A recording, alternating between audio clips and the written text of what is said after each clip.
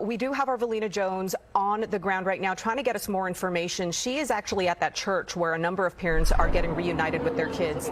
Valina, what's the latest there? Yeah, we see a large crowd of parents and trying to reunite with their students. We do know that police are going from classroom to classroom, still evacuating some of these students here this afternoon. Now I have Councilmember Treva Reed, who represents the district where all of these 4 schools are located. Treva, tell me what is going through your mind right now. What have you heard about how many victims are involved and what happened here today? There's 6 victims involved. Certainly you're hearing and feeling just the weight of this trauma, the fear, the outrage, the shock of what's taking place at this school campus site. There are multiple schools that use this site, and the tragedy of just this moment of what we're enduring in this city. 6 people that we know of injured. We don't know their conditions right now. Still, all been transported. They've all been transported. Falk and our fire department were first to arrive and respond with OPD to help lock down the site, and they were able to get them to the trauma center and to other local hospitals to provide the care that they need. And what do we know about the shooters that may be involved? I don't have that information. They are investigating right now and using every bit of information that they have. If you live in the area of Fontaine, if you are around this area, if your home is around that area, they are working to canvass and collect as much surveillance information, witness information as we can on those who have caused this incredible, horrific event. Out of those 6 victims, do we know how many may be students? I don't know how many, but I believe that the majority of them were students that were injured. Something like this happening, we have been talking about the violence that has been happening just over the past week here in Oakland. Now to have this happen on a school campus, what are your thoughts when we're talking about protecting our young children? Of course, these school shootings are becoming all too common, but now to have it right here in our community. This should not be all too common.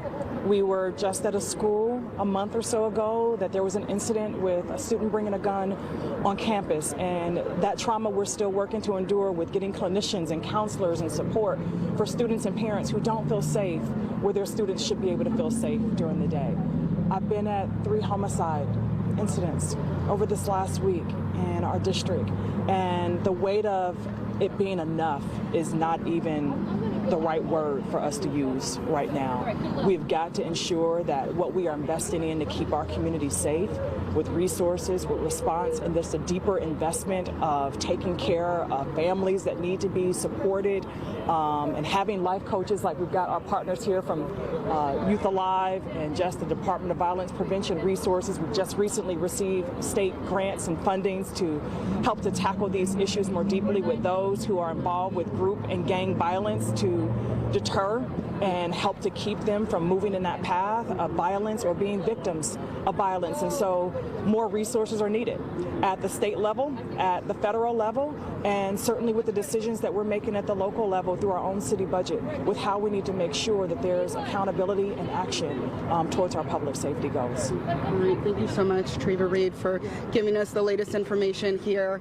Our hearts go out to you and everyone that's been involved in this. Yeah.